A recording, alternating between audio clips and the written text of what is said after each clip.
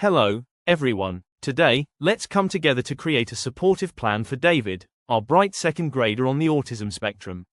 David sometimes struggles with repetitive behaviors, starting tasks, and social interactions, which can occasionally result in meltdowns. Our aim is to apply a tiered approach using PBIS strategies to help reduce these challenges, boost David's confidence, and create a welcoming and inclusive space where all students can thrive. To start, we must shift how we view David's behaviors. His pencil tapping isn't meant to disrupt, it likely helps him calm down and focus. Similarly, his meltdowns happen because he feels overwhelmed, not because he's choosing to act out. Our plan should focus on supporting him before he reaches that point, teaching him alternative ways to cope, and creating a classroom environment that feels predictable and safe for him. What are some strategies we think could help David manage these behaviors effectively? At the Universal Tier 1 level, we focus on supports that benefit every student, including David. Having a clear, visual schedule helps lessen anxiety by making the day's activities predictable. When we teach and review classroom expectations explicitly, it ensures everyone understands the rules and what is expected. Most importantly, consistently offering positive and specific feedback creates a welcoming atmosphere where good behavior is recognized and encouraged. This strong foundation is essential to help David succeed alongside his peers. At the targeted Tier 2 level, we introduce strategies specifically for David. Instead of tapping his pencil, he can use a silent fidget tool. You could also use a first-then board to provide clear motivation to start his work.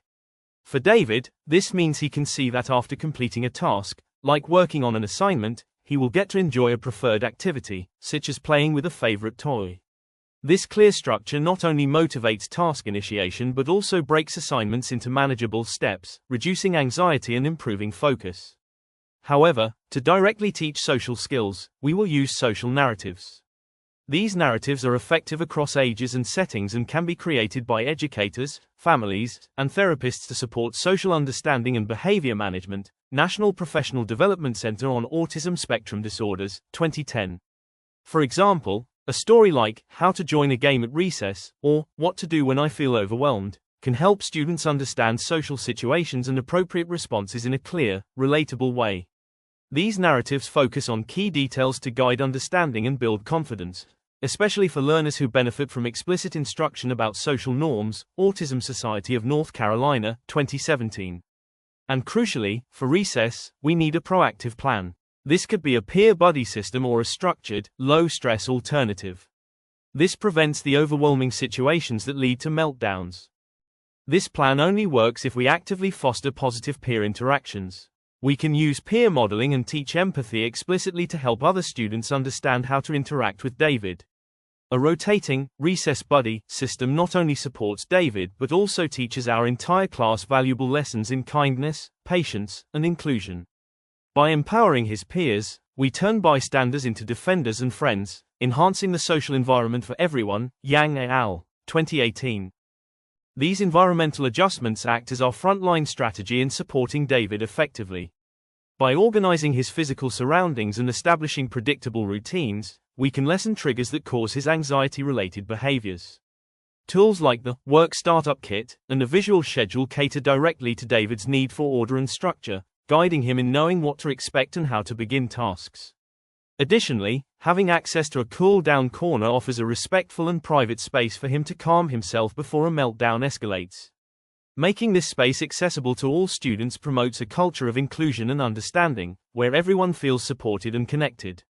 Collectively, these strategies not only prevent disruptive behaviors but also nurture a positive, anticipatory learning environment essential for David's success and well-being. Scott, Park, Swain Bradway, and Landers, 2007, Sugai and Horner, 2020. Implementation requires consistency from all of us. This plan only works if we are a united team. Our consistency tells David the world is predictable and safe. We will use simple data tracking to see if our strategies are reducing the target behaviors. By tracking data, we let evidence, not emotion, guide our decisions. Our weekly grade level meetings are the perfect time for a quick 5-minute check-in on David's progress.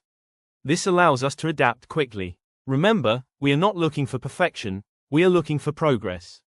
Celebrating small wins is key for David and for our team's morale. We will celebrate every single step of progress. We can ask the following questions to help us. 1. Did David start his work 2 minutes faster?